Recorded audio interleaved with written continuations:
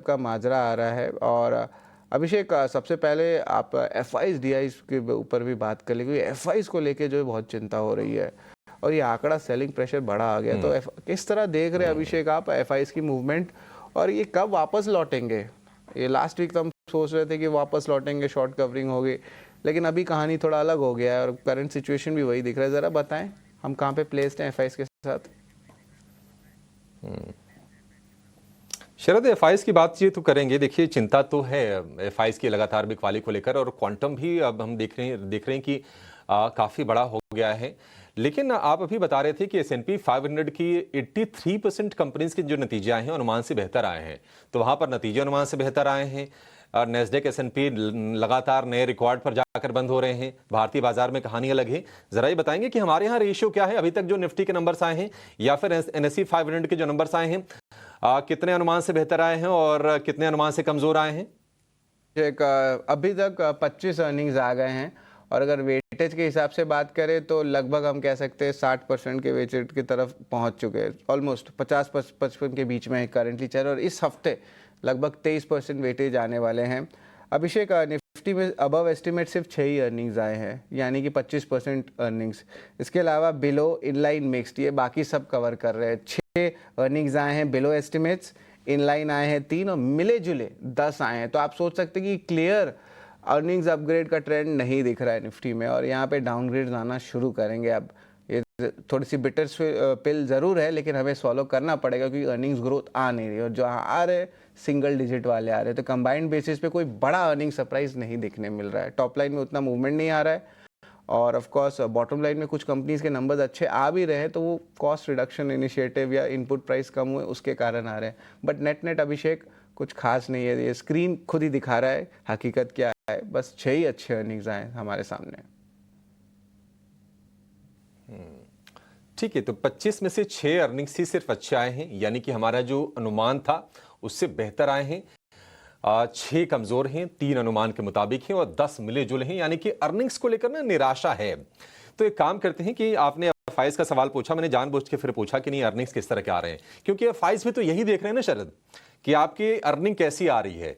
हालांकि उम्मीदें यही थी कि इस क्वार्टर की जो अर्निंग ग्रोथ आएगी वो 5 से 7% के आसपास की आएगी, यानी कि कंपनियों का जो मुनाफा बढ़ेगा निफ्टी वाली कंपनियों का, वो 5 से 7% बढ़ेगा।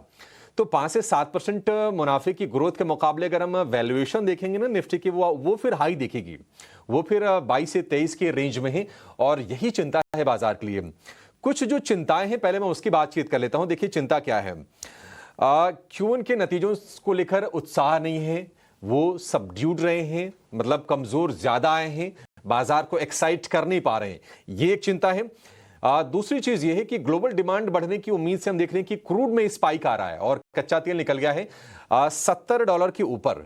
डॉलर इंडेक्स हमने देखा था कि 96.5 के आसपास आ गया था गिर के, तो डॉलर में लगातार स्ट्रेंथ है। अब डॉलर के जो डॉलर इंडेक्स है वो 98.5 के भी ऊपर है डॉलर इंडेक्स, तो ये एक टेंशन है। और जो चौथी चीज है कि जो बेसलाइन टैरिफ की जो बातचीत हो रही है वो है 15 से 20% की। ट्रंप भले ही ये कह रहे हैं कि नहीं, मैं ज्यादा सख्त नहीं होना चाहता हूं, लेकिन ये सख्ती ही है। उन्होंने ये कहा है कि जिन देशों ने अभी तक हमसे ट्रेड डील नहीं किए उनके ऊपर हम 15 से 20% का टैरिफ, यानी कि बेसलाइन टैरिफ वो लगाएंगे। आगे जो बातचीत होगी फिर वो देखा जाएगा।